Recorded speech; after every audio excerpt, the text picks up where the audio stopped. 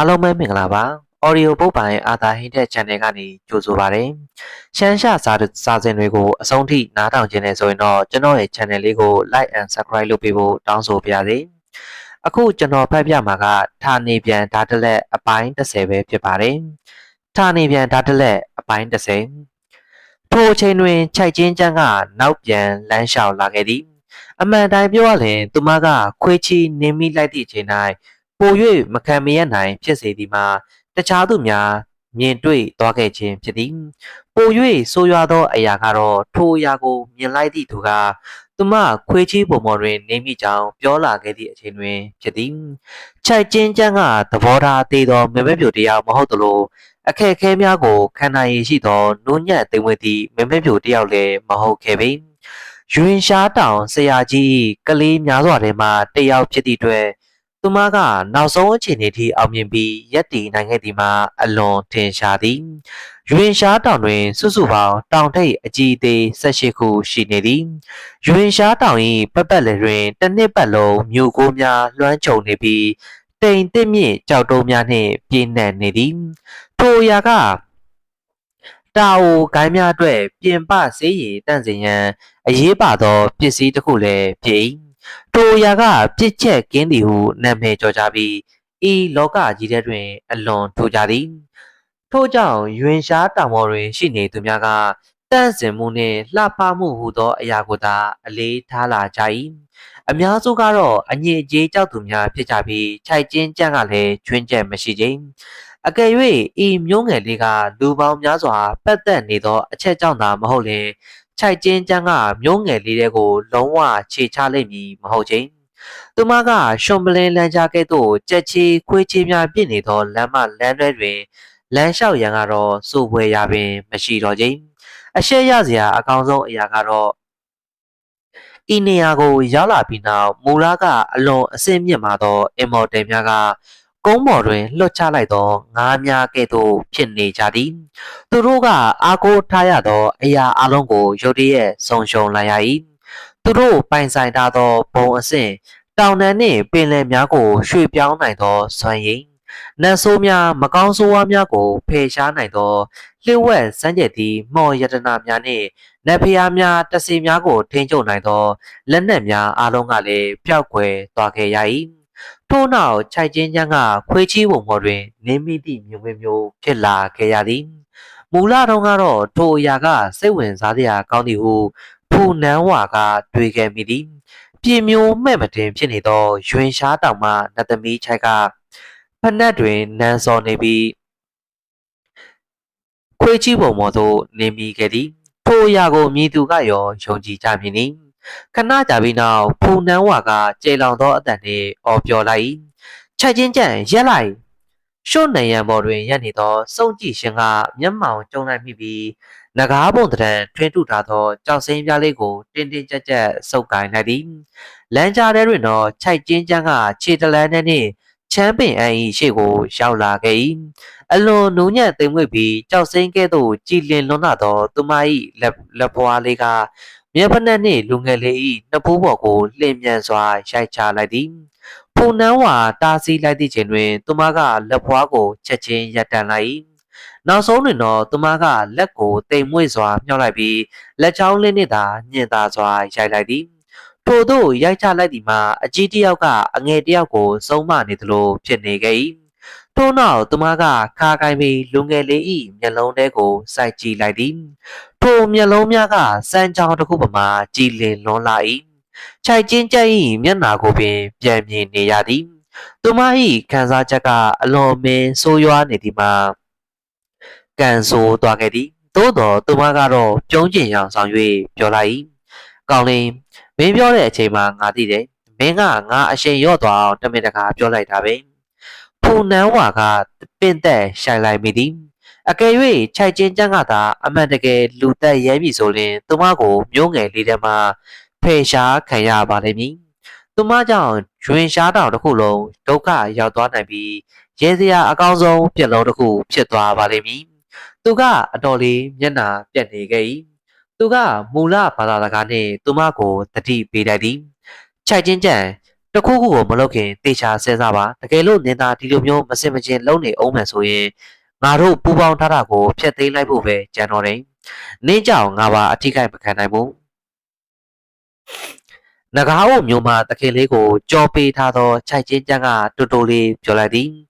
အစင်းမြင့်တဲ့သူကပဲဗုဒ္ဓကိုအရင်တွေ့နိုင်ကြတယ်အစင်းနှိမ့်တဲ့သူတွေကတော့ဗုဒ္ဓကိုဖြည်းဖြည်းချင်းပဲတွေ့နိုင်ကြတယ်တန်းစင်နေမည်ဆိုတာတကယ်ရှိနေရင်ကြာပန်းရီကန်တစ်ခုကလည်းရှိနေမှာပဲသူမကဖြင်းညင်းစွာပြန်လှည့်လာပြီးပုံနှန်းဝါကိုတောင်းပန်သည့်အပြုံးနှင့်ပြောလိုက်သည်ငါလည်းကိုမထိန်ချုံနိုင်ခဲ့ဘူးငါကတိပေးပါတယ်နောက်တစ်ချိန်ဒီလိုမဖြစ်စေရဘူးပုံနှန်းဝါကခနဲ့သလိုပြောလိုက်သည်နင်တေချာရဲ့လားခြိုက်ချင်းချမ်းကတိုးတိုးလေးရဲလိုက်သူမကပုံနှန်းဝါကိုကြိမ်ဆို၍မပြောချင်ခဲ့ပေသူမကခေါင်းငုပ်ပြီးမျက်ဖက်နှက်နှင့်လူငယ်လေးကိုကြည့်လိုက်ထို့နောက်သူမကကုန်းမြေကြီးပေါ်တွင်အသုံးများသောဘာသာစကားနှင့်ပြောလိုက်သည်ငါတို့ရွင်ရှားတောင်ကဗုဒ္ဓဂိုင်း၅ခုတည်းကတစ်ခုကိုအခြေခံထားတာ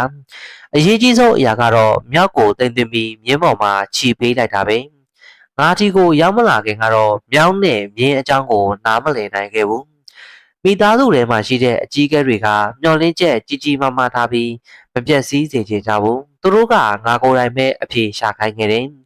ဒီနေ့တော့ငါကရှွန်ပလင်းလမ်းကြားထဲမှာခွေးချီးပုံနင်းမိလိမ့်မယ်လို့မထင်ထားခဲ့ဘူးချမ်းပင်ကသူမကိုထပ်မံတတိပေးတတ်သည်အမကြီးကခွေးချီးပုံပေါ်နင်းမိနေတာတော်တော်လေးကြာနေပြီမြန်ဖယ်လိုက်ပါလား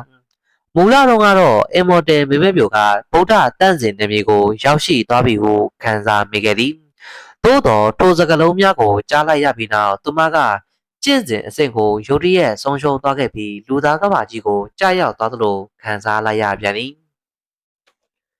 သူမ၏မျက်နှာလေးကရှက်ရွံ့မှုကြောင့်หนีရဲနေခဲ့၏သို့တော်နားထဲတွင်တော့ဖုန်နန်းဝါ၏တတိပေးချက်ကိုကြားနေရသေးသည်သူမကဒေါသများကိုဖြေဖြောက်ရမည်ဖြစ်သူမကလက်ညှိုးနှင့်မျက်ဖက်နှက်ဝတ်ထားသောလူငယ်လေး၏နှုတ်ကိုပြင်းထန်စွာတောက်ချလိုက်သည်သူမကတေချာစိုက်ကြည့်ပြီးပြောလိုက်ဒါလောက်အသက်ငယ်ငယ်လေးနဲ့ဒီလိုအကျင့်စရမျိုးရှိနေတာစောသိနိုင်တယ်လို့နင့်ကိုဘယ်သူမှသင်မပေးထားဘူးလားထက်မြက်ပြီးစင်ကျင်နိုင်စွမ်းရှိတဲ့လူတစ်ယောက်ကတော့သူ့ရဲ့ကံတရားတွေအားလုံးဆုံးရှုံးသွားမယ်ဆိုရင်လက်ခံနိုင်ပါမလားချမ်းပင်အန်ကတော့အတော်လေးကိုခေါင်းမာသည်ထို့ကြောင့်သူကဂယုမဆိုင်ခဲ့ပြီသူကမလန်မကန်းတွင်ရှိနေသောစုံကြည့်ရှင်ကိုကြည့်ပြီးစကားတခုမှမပြောခဲ့ပြီစုံကြည့်ရှင်ကတော့ခုန်ချလာပြီးပြောလိုက်ချမ်းပင်အန်ဘာလို့ငါ့ကိုကြည့်နေရတာလဲမင်းကတော်တော်ကန်ဆိုးတဲ့ကောင်ပဲသူကစုံကြည့်ရှင်ခြံဝန်းထဲကိုပင်မဝင်နိုင်ကြောင်းတွေးလိုက်ရသည့်အတွက်ဖုန်နန်းဝါကအံ့ဩသွားခဲ့သည်သူကအနှဲငယ်မပြောမရွှင်ဖြစ်သွားပြီးထိန်ငေါ်၍ပြောလိုက်ခြိုက်ချင်းချန်တော်တော်စိတ်ဝင်စားစရာကောင်းတာပဲဒီကဘာကြီးထဲမှာခွေးကြီးပုံကြောင့်အင်မော်တယ်လမ်းကြောင်းနှောင့်နှေးသွားတဲ့လူရှိသေးတာပဲယခုတစ်ချိန်တော့ခြိုက်ချင်းချန်ကဒေါသထွက်နေခြင်းမရှိခြင်း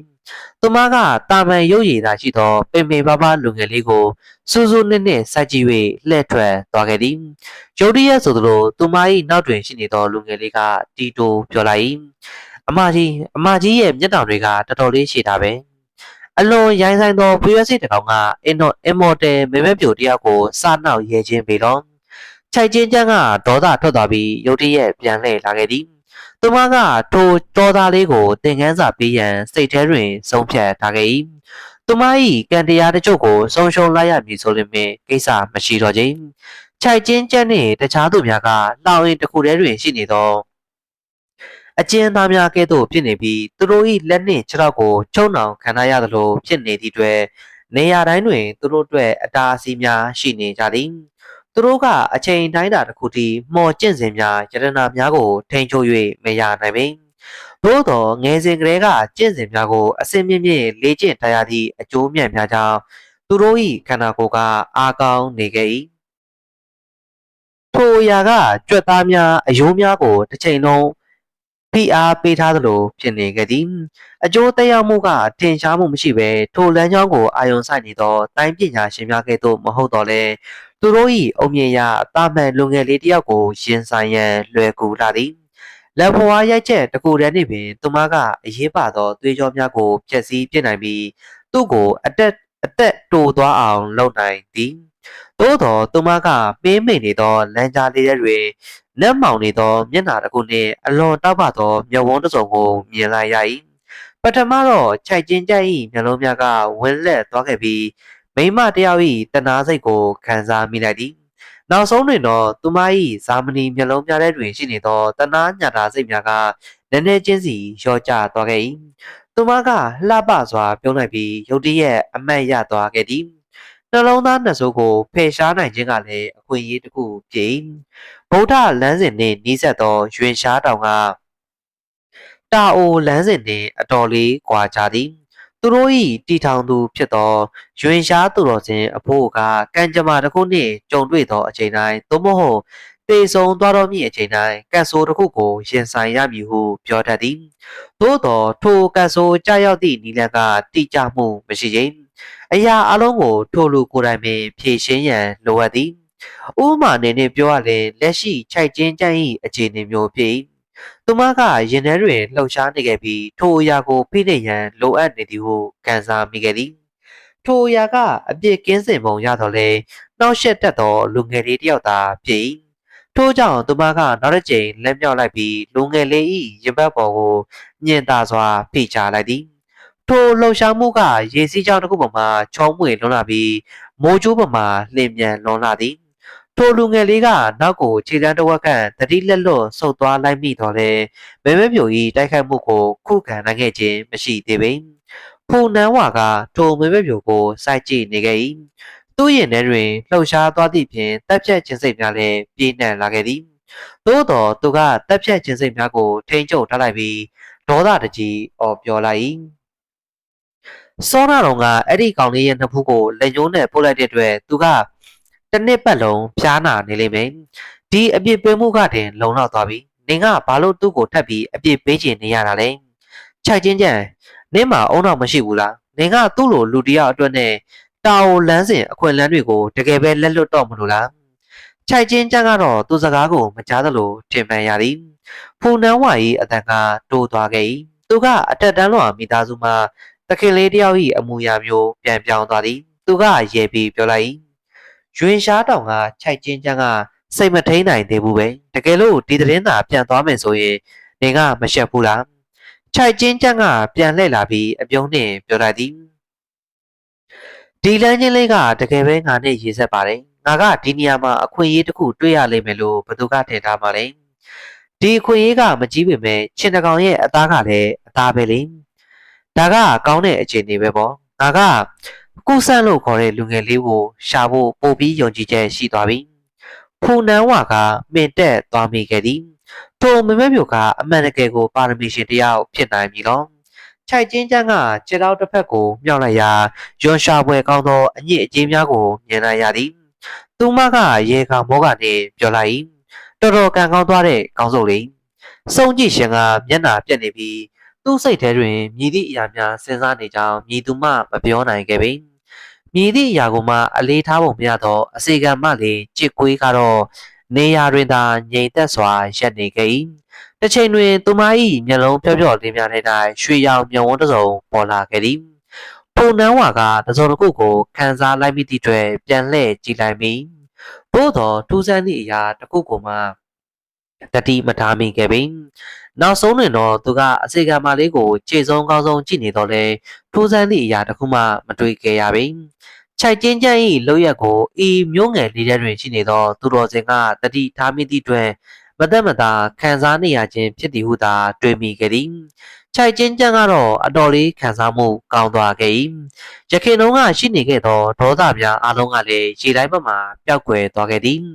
ထိုအရာကအခွင့်အရေးသေးသေးလေးတစ်ခုဖြစ်နိုင်ပြီနော်အကယ်၍အတွင်းထဲတွင်လှိုက်စားနေသောရွှင်ရှားတောင်ကသာတောင်တန်းတကား၏ကန်တရားများဇက်တိုက်ရိုစိတ်နေခြင်းကိုဖိနှိပ်နိုင်သည့်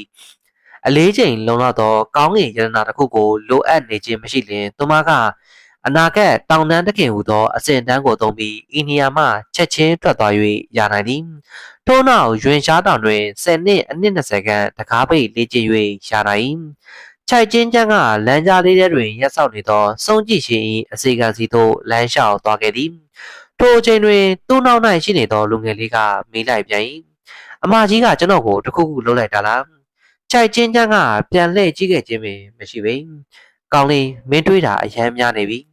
လူငယ်လေးကတိတ်ဆိတ်သွားခဲ့၏ထိုကချိုက်ချင်းချမ်းကနောက်ပြန်လှည့်ကြည့်ပြီးအပြုံးနှင့်ပြောလိုက်သည်မင်းကအများဆုံးနှစ်ဝက်အတွင်းသိရတော့မင်းလူငယ်လေးထိုစကားကြောင့်လူငယ်လေးကမှင်တက်သွားမိခဲ့သည်သူမကအပြုံးနှင့်ပြောလိုက်မင်းကတကယ်ယုံနေတာလားအမကြီးကမင်းကိုညာပြောလိုက်တာပါချမ်းပင်အကပြုံးလိုက်ပြီသည်ချိုက်ချင်းချက်နှင့်ဖူနန်းဝါတို့အမော်တယ်ဇုံတွဲစီတွင်တူညီသောအတွေ့တစ်ခုတည်းသာရှိသည်ထိုလူငယ်ကရေကန်ထဲတွင်ရှိနေသောဖားသငယ်လေးတစ်ကောင်တောက်အောက်တွင်ရှိနေသောဖရွက်စိတ်ငယ်လေးတစ်ကောင်သာဖြစ်သည်နိုင်ရန်မော်တွင်ထိုင်နေသောစုံကြည့်ရှင်ကထိုအရာများကိုကြည့်နေပြီးခေါင်းကိုလက်နှစ်ဖက်နှင့်ပုံနေခဲ့သည်သူ၏မျက်နှာပေါ်တွင်တော့ရှာရှာပါပါလေးနက်သောအမူအရာတစ်ခုရှိနေခဲ့၏ကြစ်ကွေးကအလွန်ကောင်းပါသောမိမ့်မဲ့ပြိုကို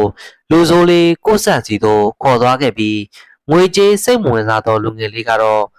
သူ့ခြံဝန်းထဲသို့လမ်းလျှောက်သွားခဲ့သည်အလွန်ညံကောင်းသောစုံကြည့်ရှင်ကတော့မှင်သက်စွာထိုင်နေမိသည်ထိုလူငယ်လေး၏မျက်လုံးထဲတွင်တော့ရှုံပလင်းလမ်းကြား၏အလဲတွင်ပိန်ပိန်ပါပါလူငယ်လေးတစ်ယောက်ရန်နေသည်အရက်ရှိရှိမိမပြို၏နောက်ကျောကိုခဏကြာကြည့်နေခဲ့ပြီးနောက်သူကအကြည့်ကိုရုပ်သိမ်းလိုက်ပြီးခြံဝန်းထဲသို့ရှောက်သွားခဲ့၏သို့သောတစ်သားတကားကတော့အချိန်တော်ကြာပွင့်မနေခဲ့ပေစုံကြည့်ရှင်ကထိုခံစားချက်ကိုအလွန်မုန်းသည်မြည်သည့်အရာကိုမှစိတ်မဝင်စားသောလူတစ်ယောက်ကအိမ်သားထဲတွင်ရှိနေသောကြောက်တုံးတုံးကဲ့သို့ဖြစ်နေသည်အကယ်၍သူကမလုပ်လျင်ပင်မျက်စိစပတ်မွေးဆိုးတရားဖြစ်နေခဲ့သည်သူကလှုပ်ရှားလိုက်မည်ဆိုရင်လည်းညစ်ပတ်သည်ဟုတွေးမိပြန်၏ရလက်အနေနဲ့ထိုလူငယ်လေးကနောက်တွင်ရှိနေသောဖူနန်းဝါ၏စကားကိုရှင်းရှင်းလင်းလင်းမကြားနိုင်တော့ပေနဂါးအုပ်မျိုးမှလူငယ်လေးကသူ့ကိုယ်သူသာအချိန်ချင်းအပြစ်တင်လိုက်မိသည်စုံကြည့်ရှင်ဒီကဘာကြီးထဲမှာအရန်ထူးခြားတဲ့လူတစ်ယောက်အကြောင်းကိုသိလားနောက်ဆုံးတွင်တော့စုံကြည့်ရှင်ကတတိပြန်ဝင်လာခဲ့သည်သူကပြန်လှည့်ပြီးကြည်လိုက်စတိုးနှင့်ပိုးဖဲဝိယုံဝစ်ထားသောဖူနန်းဝါကိုကြည့်ပြီးသူကပြောလိုက်ငါသိတယ်ဖူနန်းဝါပြောတော်မူစကားလုံးများကိုပြန်လည်မျိုးချထားလိုက်ရသည်သို့သောသူကတော့လက်မခံနိုင်သေးပေသူကအပြုံးနှင့်မေးလိုက်မင်းကဘာကိုသိတာလဲမျိုးငယ်လေးထဲမှလှည့်ဝက်စမ်းကြဲသောလူငယ်၏မျက်လုံးထဲတွင်အေးဆက်မှုများရှိနေသည်သူကခနဲ့တလို့ပြောလိုက်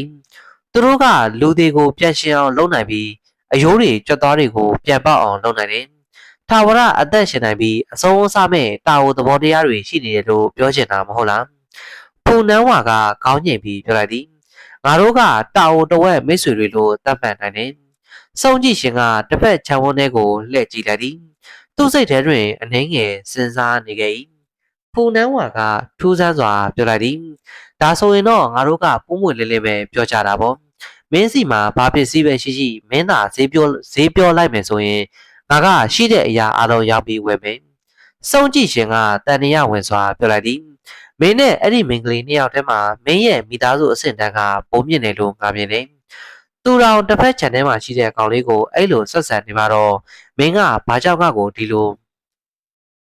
ဖူနန်းဝါကသူ၏စကားလုံးများကိုအဆုံးသက်ပေးလိုက်သည်။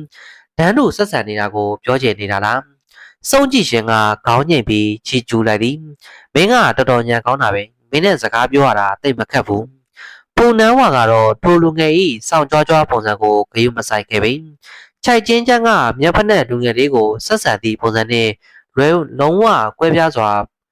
ဆက်ဆံနေခဲ့သည်။ဖူနန်းဝါကသူ့ရှိတွင်ရှိနေသောလူငယ်လေးကိုဆွေမျိုးတယောက်ပေါ်မှာတတ်မှတ်ထားခြင်းဖြစ်၏။ဤလမ်းမပေါ်တွင်အဆင့်မြင့်ခြင်းအဆင့်အတန်းမြင့်မာခြင်းယောက်ျားမိန်းမကွဲပြားခြင်းအသက်အရွယ်အလုံးကအတိတ်ပဲကင်းမဲ့လာသည်။စုံကြည့်ရှင်ကနိုင်ရန်ပေါ်မှခုံစင်းလာပြီးအတန်တိုးတိုးနှင့်ပြောလိုက်။အိမ်ထဲမှာစကားပြောရအောင်။ဖူနန်းဝါကခေါင်းညိတ်ပြီးပြောလိုက်သည်။ကောင်းပြီလေ။စုံကြည့်ရှင်ကတကားပေါင်ပေါ်သို့နေလိုက်သည့်ချိန်တွင်အေးစစ်စစ်မိလိုက်သည်။ငါမှမေးစရာတစ်ခုရှိတယ်။မင်းနဲ့အဲ့ဒီမိန်းကလေးရဲ့ပတ်သက်မှုကဘယ်လိုလဲ။ဖူနန်းဝါကစဉ်းစားနေခြင်းမရှိပဲပြောလိုက်သည်။အချိန်တိုင်းတာတစ်ခုအထိတော့ငါတို့ကတဖွဲ့တည်းပဲဒါပေမဲ့လူချင်းတော့မတူဘူး။ဟုတ်လား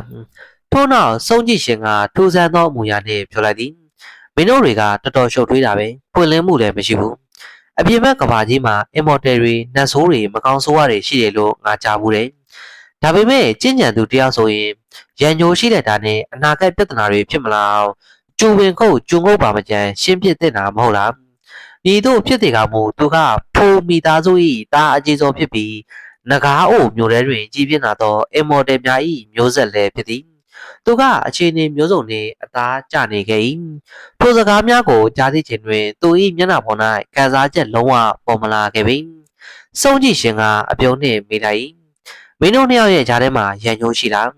လူငယ်ကမျက်လုံးပြူသွားပြီးအံ့ဩသွားခြင်းအောင်ဆောင်လိုက်သည်မင်းကဘာပြောချင်နေတာလဲသူ့ရှေ့တွင်ရှိနေသောလူငယ်ကရိုးကြည့်အောင်ဆောင်နေကြောင်းမြင်လိုက်ရသည့်အခါ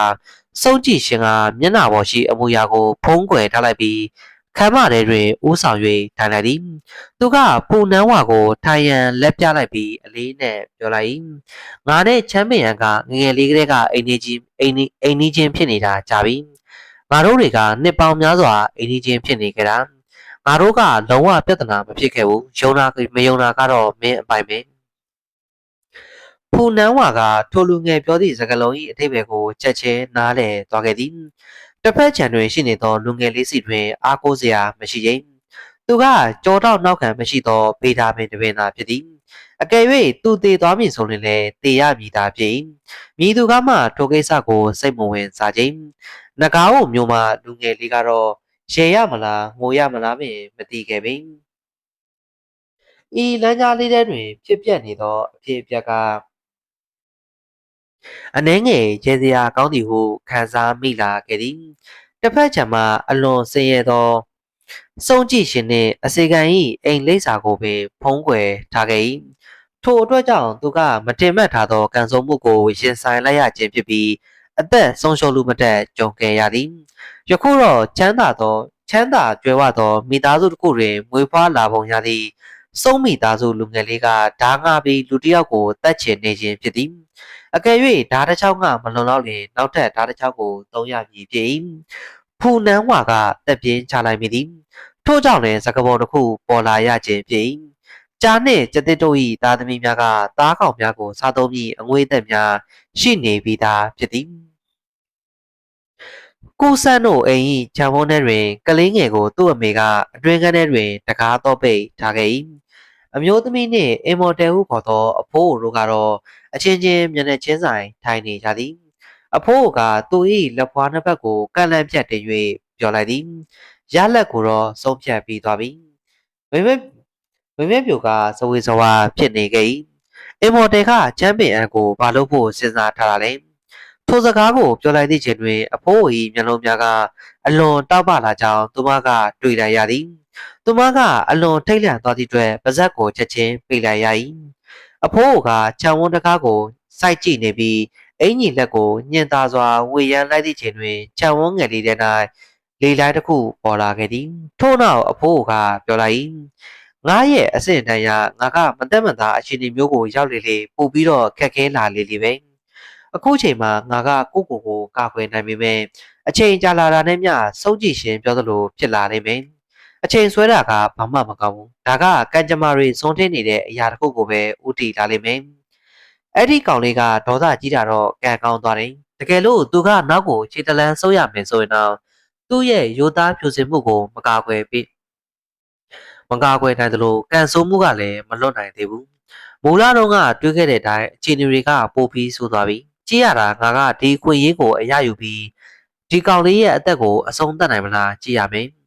ငါကအင်မော်တယ်တွေသူတော်စင်တွေရှာတွေးနိုင်တဲ့အခြေအနေကိုဖျက်တောက်ထားလိုက်မယ်ဆိုရင်သူတို့ကနောက်ပိုင်းပြဿနာမရှာနိုင်တော့ပါဘူးဒါဆိုရင်ငါတပည့်ကနောက်ပိုင်းအင်မော်တယ်လမ်းကြောင်းကိုတက်လှမ်းနိုင်ပြီးတိမ်တွေမိုးကြိုးတွေပေါ်မှာစီးနှင်းသွားလာနိုင်လိမ့်မယ်နောက်ဆုံးမှာတော့ငကားတစ်ကောင်ဖြစ်ပြောင်းလဲနိုင်လိမ့်မယ်အမျိုးသမီးကဘေးတွင်ထိုင်ပြီးစိတ်လှုပ်ရှားစွာနားထောင်နေခဲ့သည်သူမ၏နှစ်ဖူးပေါ်မှာချွေးများကျလာနေခဲ့၏အဖိုးကအပြုံးနှင့်ပြောလိုက်သည်ပါလေအဲ့ဒါကမထူးဆန်းဘူးလားသူကတိမ်တက်တွေထဲမှာနေထိုင်တဲ့လူတစ်ယောက်ဖြစ်လာပြီးကဘာကြီးရဲ့အရေးကိစ္စတွေကိုဂရုစိုက်စရာမလိုတော့ဘူးလေဘာကြောင့်သူကလေ့ကျင့်မှုကိုပဲအာယုံစိုက်ရမှာလဲ အချိန်ကြာကြီးလေ့ကျင့်ပြီးသွားရင်သူကဒီလိုရက်ဆက်ကြညို့တဲ့အငွေ့သက်တွေကိုပဲလေ့ကျင့်နိုင်တော့မှာမဟုတ်လားသူကမင်းလိုတာမန်လူတစ်ယောက်တက်တော့ပို့ပြီးထူးခြားတာပေါ့အမျိုးသမီးကအလင်းမြန်ကောင်းကုန်ပြီးတုံရင်နေသောအတန်နဲ့ပြောလိုက်သည်ကျမကအဲ့လိုမျိုးလုံးဝမစင်စားရဲပါဘူးအဖိုးကပြုံးလိုက်ပြီးရွှင်ရှားတောင်မှခြိုက်ချင်းချက်တကားလာကောင်းမြင့်အချိန်ကိုတိတ်တဆိတ်စောင့်နေခဲ့သည်ကျင့်ကြံခြင်းလမ်းကြောင်းပေါ်တွင်အဆုံးမဲ့မော်စွမ်းရည်များရှိနေခဲ့၏အကြောင်းပြချက်အကြီးအသေးမျိုးစုံရှိသလိုမြန်မာသောတာကိုနှိမ့်ကြသောတာကိုများလည်းရှိသည်ခြိုက်ချင်းချက်ကချမ်းပင်ရန်ကိုပြည့်ရစိတ်တကောင်လိုတတ်မှတ်ထားတယ်ငါကလည်းသူနဲ့ဖူနန်းဝါတို့ကိုပြည့်ရစိတ်လိုတတ်မှတ်လို့မရဘူးလားဘာလို့ငါကခြေထောက်အောက်မှာရှိတဲ့ပြည့်ရစိတ်တွေနဲ့အကြောင်းပြချက်တွေပြောနေကြမှာလဲအဆုံးထိနားဆင်ပေးတဲ့အတွက်ကျေးဇူးတင်ပါတယ်